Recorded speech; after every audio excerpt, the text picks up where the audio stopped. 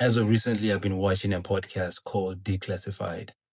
I'm a podcast fanatic. I love listening and watching podcasts. And I was watching one interesting conversation, and it hit one interesting question that it had me thinking. And this interviewer asked this man of God and said, if we are to change the next generation, the way they think and the way they see things or the way they believe things, how would we do it? And his answer was interesting. He said, if it was me doing it, I would use entertainment. I would invest in entertainment. Then when he started breaking down why he said that, it started to make sense, and I started to connect the dots over the understanding I've heard over the years about entertainment. And I was like, oh, it makes sense.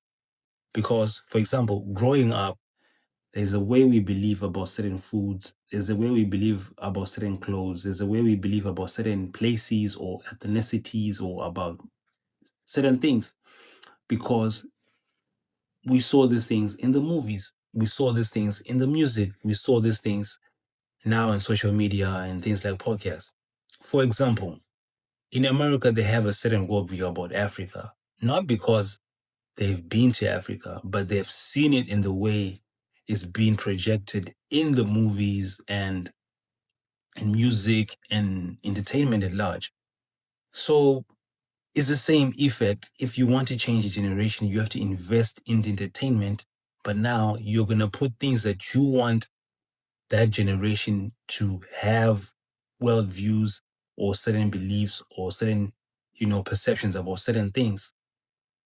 And it had me thinking, we are hosting Revival First on the 6th of June, right here in Durban. And some may look at it in a way, but for us, it's bigger than music because you have a whole collective of dedicated artists from different type of music in different spaces in the Christian envelope, from contemporary gospel to Christian hip hop, Christian R&B, Afro gospel, even to gospel house. And it might look like entertainment to a certain degree, but it's more than that. We are indoctrinating the next generation with the move of God, tools that are spiritual for them to learn for the next move of God. If we are to see our world change, our cities change, we, the generation, us, the middle children that see what has happened and see where we are going, are responsible for what's going to happen next by us investing our time and our energy and our resources into feeding into the next generation if we want to see a change. If we don't, someone will. And whoever who does that, we have to pray that they are feeding them with the right knowledge and the right, casting the right way for them. Because most of us are turning into fathers and mothers. And the people that are going to foster our children in culture is this generation that's behind us. So if we fail to revive this generation with engaging them with culture and faith in God, then we have failed our own children.